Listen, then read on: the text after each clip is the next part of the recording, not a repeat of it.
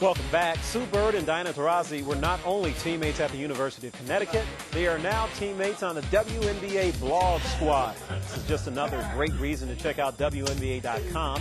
Fans will have a chance to get a glimpse of the WNBA experience through the eyes of two of the WNBA's biggest superstars. It's the first blog I've ever done. I'm not big on computers or blogging, but it'll be fun to do it. Not big on computers. Well, anyways, no, I think it'll be fun for the fans and whoever else wants to kind of get some insight on what the WNBA players think and feeling throughout the season, talking to their friends and whatnot. So it'll be cool. Yeah. Give some insight.